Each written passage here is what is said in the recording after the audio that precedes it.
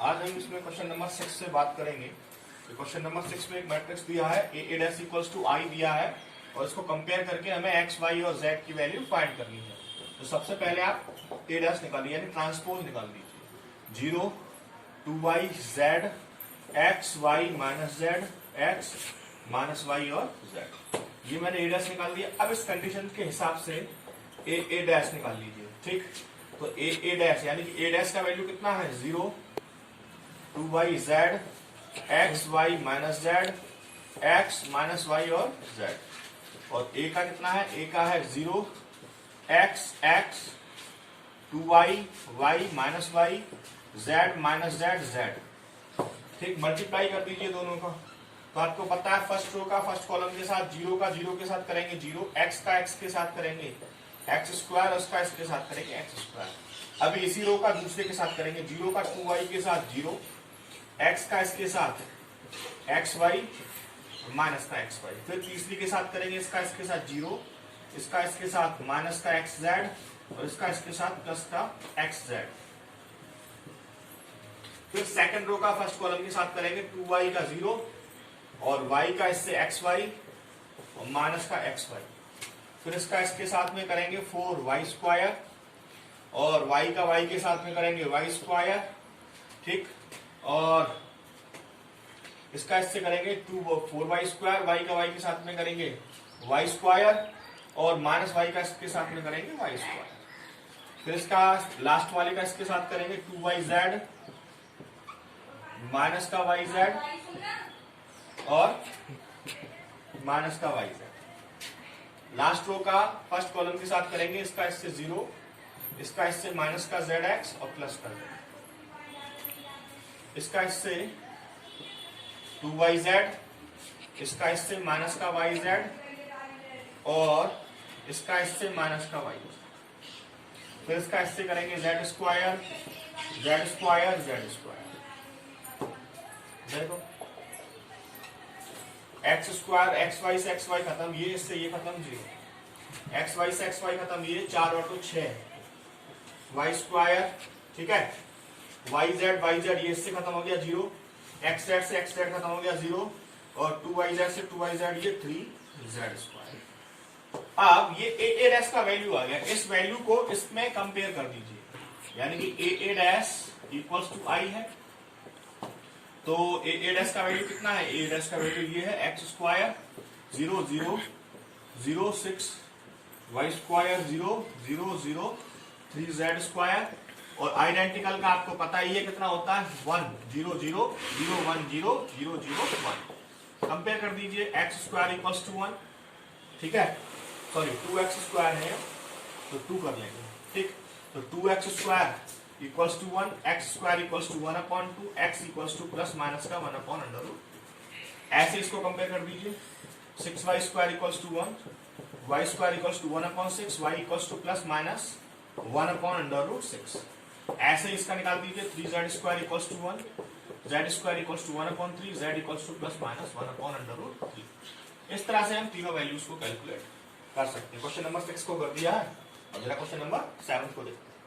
Question number 7 में matrix दिया है, इक्वल में 0 है और इसको वैल्यू फाइंड करो, इसको वैल्यू फाइंड करना है x का 1 2 1।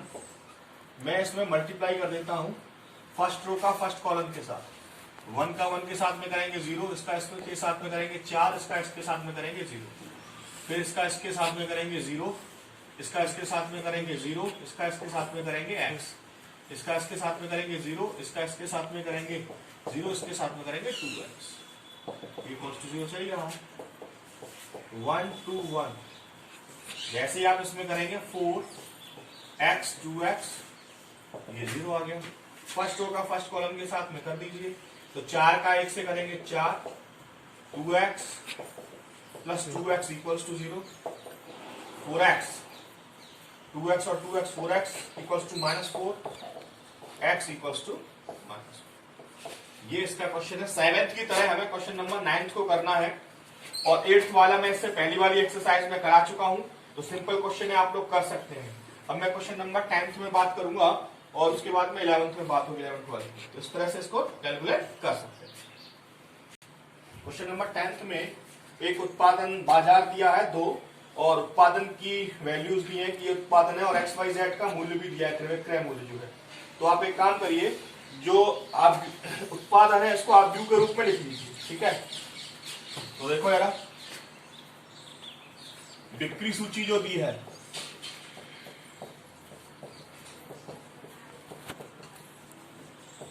आप व्यू के रूप में लिखने पर इसको आप एक मैट्रिक्स बना इस तरह से। पहले में दिया है 10,000, 6,000, 2,000, 20,000, 18,000 और 8,000 ये दे रखा है, ठीक। फिर उसने कहा है 3 प्रकार की वस्तुएं, 3 प्रकार की वस्तुएं कौन कौन सी हैं? एक एक्स है, एक वाई है और एक जेड है। विक्रय मूल्य, विक्रय मूल्य जो दिया है वो है 2 रुपए, सॉरी 2.5 रुपए, उसके बाद 1.50, उसके बाद तथा 1 रुपए। ये इसका विक्रय मूल्य दिया है, ठीक। तो आप इसको भी आप व्यू के रूप में लिख लीजिए। तो आप एक काम करिए, 2.50, 1.50 और 1, ठीक। ये जो मैट्रिक्स है ये कितने का है? ये 2/3 का है, नीचे 3 कॉलम है। ये जो मैट्रिक्स है ये कितने का है? 1, 2, 3, 1/3 का, सॉरी 3/1 का, ठीक। और इस तरह से हम इसको लिख सकते हैं। अब इसने कहा क्या है? इसने ये कहा है कि इसका टोटल मूल्य बता दीजिए। आप एक काम करिए, इसको ऐसे लिखिए, 10,000, 6,000, 2,000 और 20,000, इसके बाद 18,000, 8,000। ये इसका प्राइस है। आपको करना क्या है? फर्स्ट रो फर्स्ट कॉलम का मल्टीप्लाई करना, ठीक है। फर्स्ट रो फर्स्ट कॉलम का, फिर सेकंड रो फर्स्ट कॉलम का आपको मल्टीप्लाई करना। तो आप एक काम करिए, फर्स्ट रो फर्स्ट कॉलम कर दीजिए, 10,000 into 2.5 plus 20,000, sorry 2,000 into 1.5 plus 18,000 into 1.0। First row first column हो गया। इसके बाद सेकंड रो और फर्स्ट कॉलम कर दीजिए, 6,000 into 2.5 plus 20,000 into 1.5 plus 8,000 into 1.0, ठीक। ये आ गया। अब करना क्या है? आप इसका मल्टीप्लाई कर दीजिए। जैसे ही आप इसका मल्टीप्लाई करेंगे तो एक जीरो से एक जीरो खत्म हो जाएगा, या 2500 बचेगा। तो यहाँ मल्टीप्लाई होकर कितना आएगा? यहाँ मल्टीप्लाई होकर के आएगा 25,000। यहाँ 15 दूनी 30, 3,000, यहाँ 18, ये आएगा। ऐसे इसको कर दीजिए। इसका मैं मल्टीप्लाई करूंगा, 6 दूनी 12, 15,000 आएगा। इसका आएगा 30,000 और इसका आएगा 8,000, ठीक। इम्प्लाइज लगा दीजिए, 25 और 3 28, 28 और 2 30 और 6 46, ऐसे इसका 15 और 30 45, 45 और 8 53। यही इसका राइट आंसर है, यानी 46,000 और 53,000 जो है उसने ये कहा है आप व्यू की बीजगणितीय सहायता से ज्ञात कीजिए। तो प्रत्येक आय, जो आय कह रहा है उसने ये कहा है आयकर, कुल आयकर रेवेन्यू आप व्यू की सहायता से ज्ञात कीजिए। तो बाजार से आय जो है वो 46,000 तथा 53,000। इस तरह से हम इसको कैलकुलेट कर सकते हैं।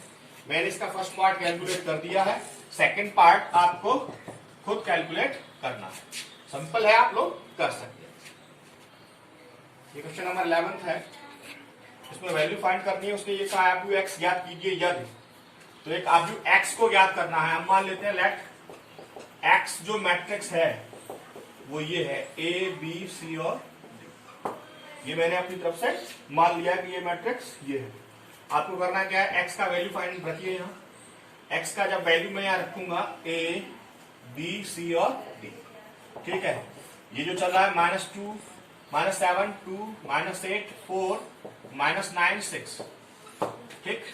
और ये एक्स का वैल्यू रख दिया, ये एक्स का मान नहीं रखा मैंने, यहाँ एक्स का वैल्यू रख दिया, ये और रख दिया 1 2 3 4 5 6 इक्वल्स टू जो दिया है -7 2 -8 4 -9 6। इन दोनों का मल्टीप्लाई कर दीजिए, फर्स्ट रो फर्स्ट कॉलम। जैसे हम इसका इससे करेंगे a plus 4b, first row second column, ठीक है। 2a प्लस 5b, इसका इससे 3a प्लस 6b, ऐसे इसका कर दीजिए। इसका इससे c प्लस 4d, इसका इससे 2c प्लस 5d, इसका इससे 3c प्लस 6d, -7 2 -8 4 -9 6। ये एक मैट्रिक्स आ गया है।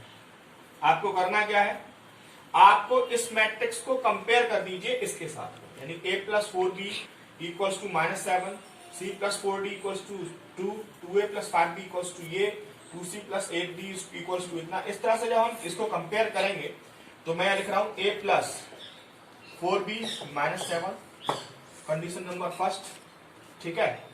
इसके बाद में 2a plus 5b equals to -8, ये मैंने कंडीशन नंबर सेकंड मान ली है, ठीक। अब जब मैंने इनको सेकंड माना है, आपको पता है इन दोनों इक्वेशंस को हम सॉल्व करने के बाद a और b का वैल्यू फाइंड कर सकते हैं, ठीक।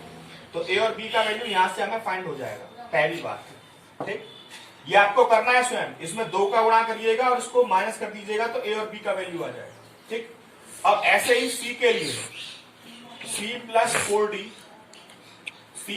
4d इक्वल्स टू 2, इसको मान लीजिएगा थर्ड, और 2c plus 5d equals to 4, इसको मान लीजिएगा 4। यहां से c और d का वैल्यू मिल जाएगा, यानी कि यहां से a और b का, यहां से c और d का। ये दो इक्वेशंस आपको अपने आप सॉल्व करनी है। यहां से a का b का, यहां से c का d का वैल्यू मिल जाएगा, वो x की उसमें रख लेना, a का b का c का d का, वही इसका मैट्रिक्स होगा। तो मैं इसको यहां छोड़ रहा हूं, ये आपको स्वयं करना है, ठीक। तो आप इसे स्वयं करेंगे,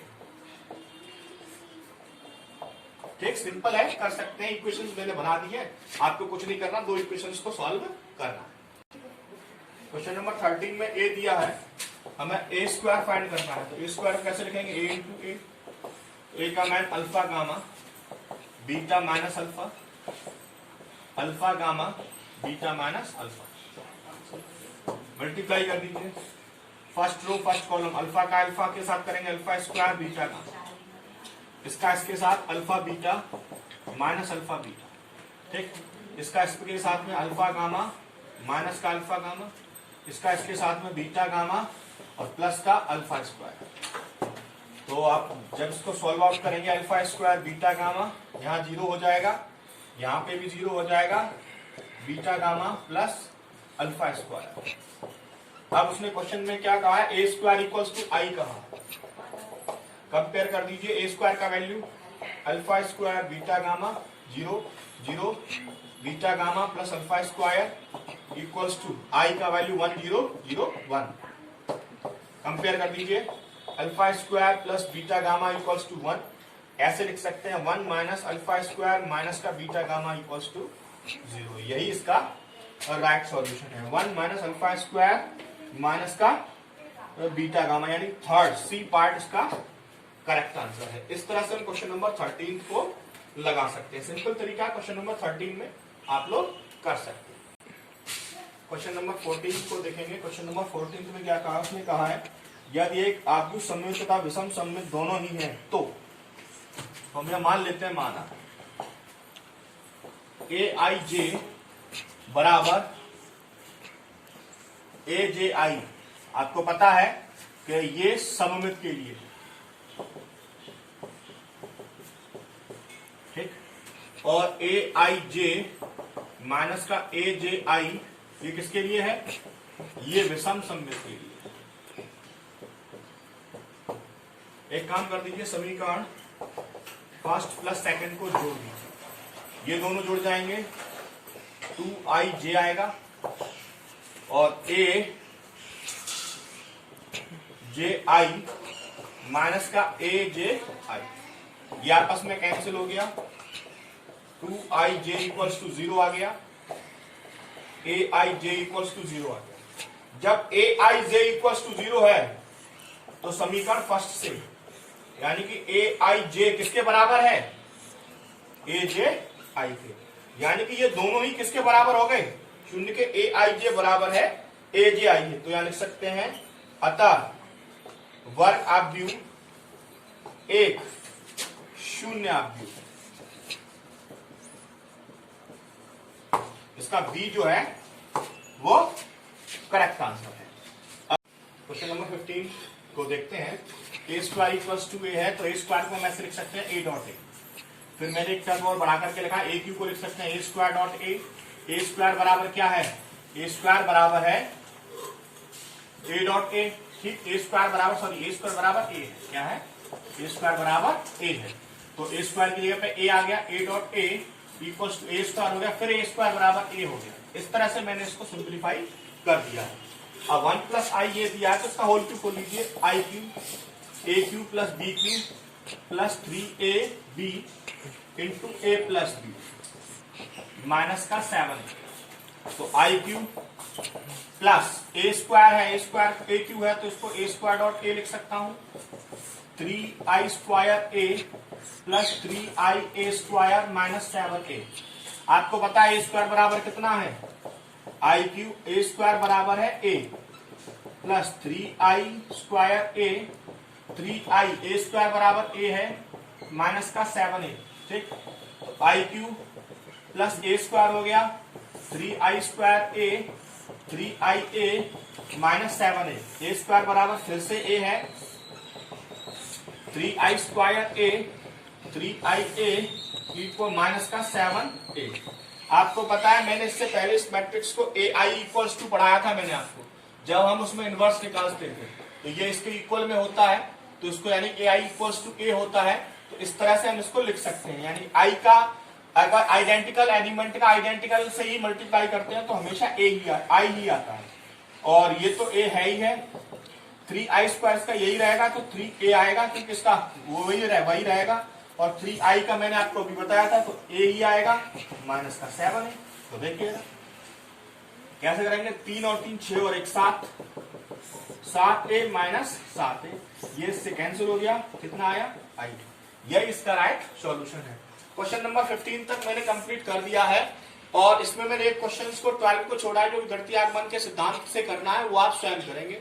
और आज ये मैट्रिक्स का एंड हो रहा है, मैट्रिक्स खत्म हो गई है। कल जब हम बात करेंगे तो इसके 4th चैप्टर में बात होगी, छोटा चैप्टर है, कोशिश करेंगे 2 या 3 दिन में खत्म हो जाए, ठीक। आसानी से आपको मैंने बहुत डीपली पढ़ाया है, और आशा कर रहा हूं कि आपके समझ में आ रहा होगा। होमवर्क कंप्लीट रखें और फेयर कॉपी को कंप्लीट करके रखें, और कल जब बात होगी तो मैट्रिक्स में के बाद में डिटरमिनेंट्स में बात होगी, छोटा चैप्टर है, आसानी से आप लोग कर सकते हैं।